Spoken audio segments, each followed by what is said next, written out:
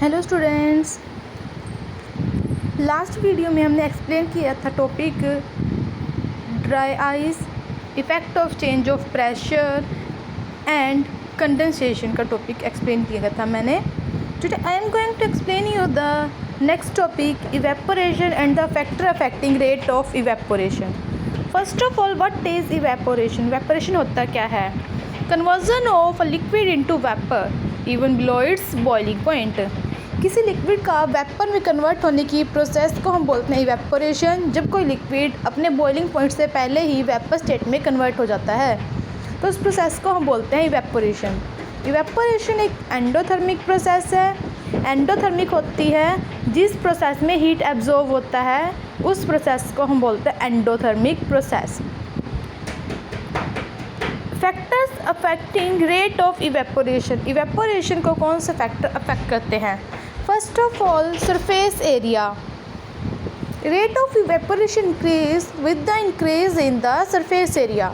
Evaporation increase हो जाता है सरफेस एरिया के इंक्रीज होने से, बिकॉज इवेपोरेशन एक सरफेस फिनोमिना है।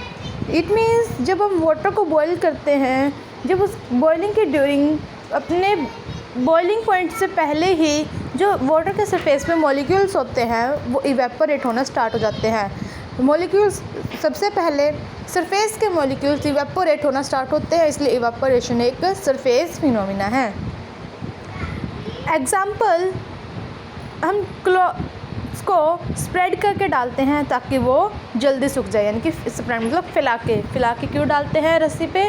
ताकि वो जल्दी सूख जाए। बिकॉज क्लॉथ्स को फैला के डालने से उनका सरफेस एरिया इंक्रीज़ हो जाता है और सरफेस एरिया इंक्रीज़ होने से क्लॉथ्स जल्दी सूख जाते हैं। Next is temperature. Rate of evaporation increase with increase in temperature. Temperature increase होने से इवेपोरेशन इंक्रीज हो जाता है। रीज़न इज़ दैट जब हम टेम्परेचर को इंक्रीज़ करते हैं तो मॉलिक्यूल्स की काइनेटिक एनर्जी इंक्रीज़ हो जाती है और मॉलिक्यूल्स इजीली लिक्विड के सरफेस को छोड़ जाते हैं और जिससे इवेपोरेशन भी इंक्रीज़ हो जाता है।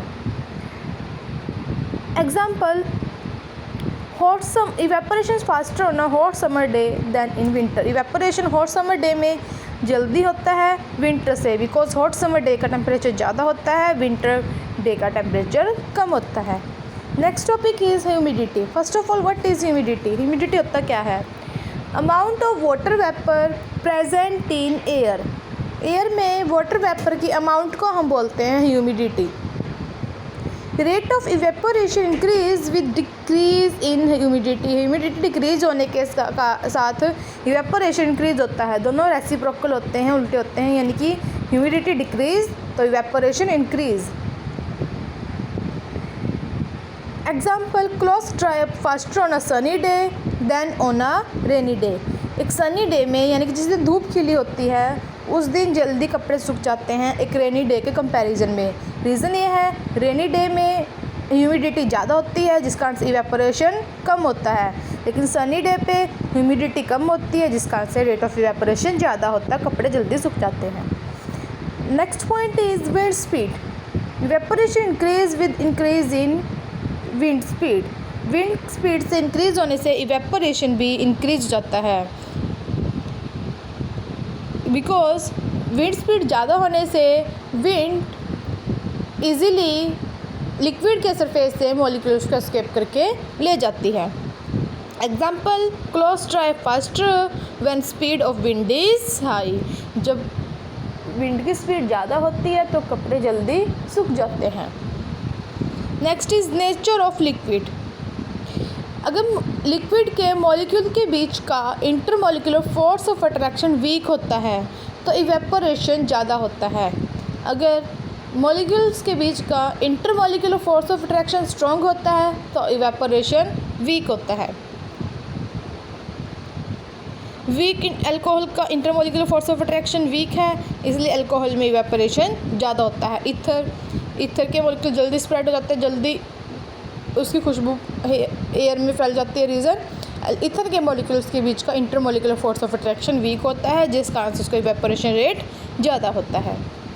नेक्स्ट इज, इसलिए ईथर एक वोलेटाइल लिक्विड है। वोलेटाइल लिक्विड होता है लिक्विड दैट इवेपोरेट्स फास्टर। जिस लिक्विड के वेपर्स जल्दी बन जाते हैं उस लिक्विड को हम बोलते हैं volatile liquid. Students, you have to write the notes of topic evaporation and factors affecting rate of evaporation on your fair notebook.